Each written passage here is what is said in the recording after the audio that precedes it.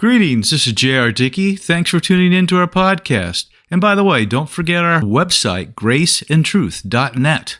I hope you're having a great day, but if not, hang with me. It's about to get better. Okay, here's a short but important devotion. I hope you'll think upon it. Let's get started. Then Jesus said to them, this is in Matthew 16:6. Jesus said to them, "Take heed and beware of the leaven of the Pharisees and the Sadducees." Well, at first glance, you might think that this lesson from Jesus to his disciples was a standalone thing.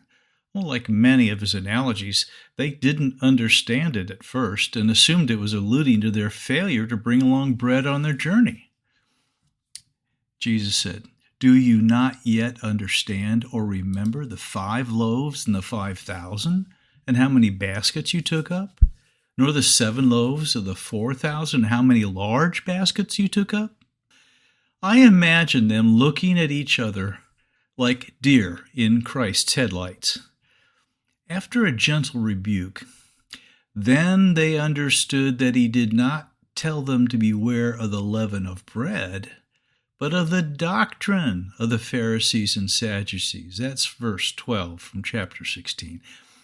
As we can see, Jesus' warning about leaven is a picture of the religionist doctrine. He didn't warn them about the religionists themselves, but their teaching. Why? And why leaven? In the Scriptures, leaven is always a picture of sin. Was he just saying that their teaching was in error or sinful? I think it is more than that. You see, leaven, which is normally used in bread, has a characteristic that we should keep in mind here. Leaven is what is placed in bread dough to make the bread rise. It is placed in the dough and spreads throughout the entire lump. As it rots the dough, so to speak, it gives off gas and puffs up the lump. And that is the picture Jesus wanted them to consider. The doctrine of the religionists puffs up, makes one prideful.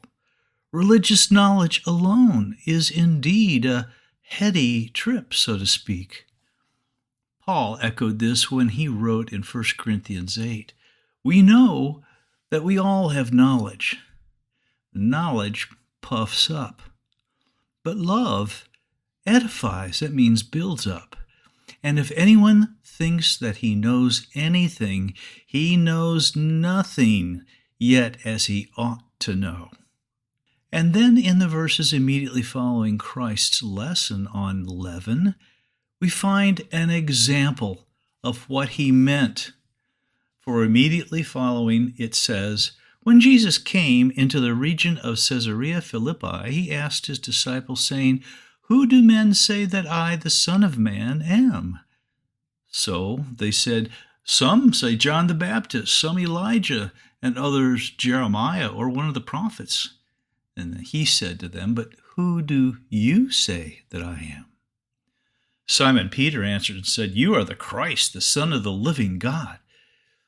Jesus answered and said to him, 'Blessed are you, Simon Bar-Jonah, for flesh and blood has not revealed this to you, but my Father who is in heaven. And I also say to you that you are Peter, and on this rock I will build my church, and the gates of Hades shall not prevail against it. And I will give you the keys of the kingdom of heaven, and whatever you bind on earth will be bound in heaven, and whatever you loose on earth will be loosed in heaven."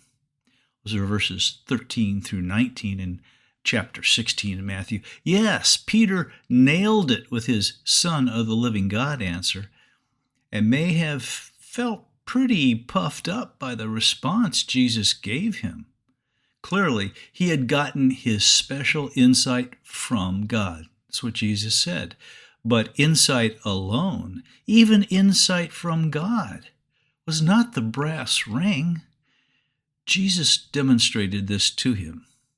I say that because in the very next passage we read, "From that time Jesus began to show his disciples that he must go to Jerusalem and suffer many things from the elders and the chief priests and scribes, and be killed, and be raised the third day.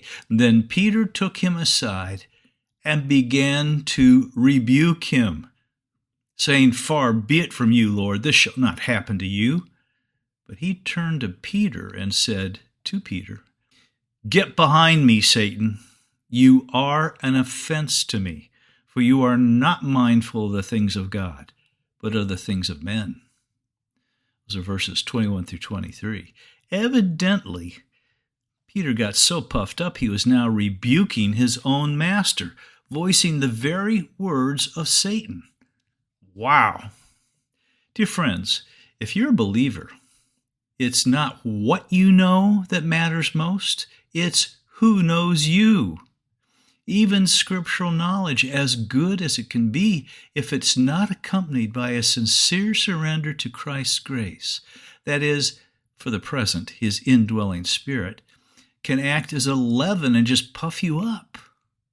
Beware of the leaven of the Pharisees, because doctrine alone doesn't save, even God-given insight. It is faith or trust in the risen Son of God. That means sincere relationship, real love, genuine, ongoing submission to him. And remember, this faith or trust is also the result of God's grace. Now may the Lord grant you peace in the midst of any storm and faith to trust him. Look for our next podcast, and may you realize more of his grace today.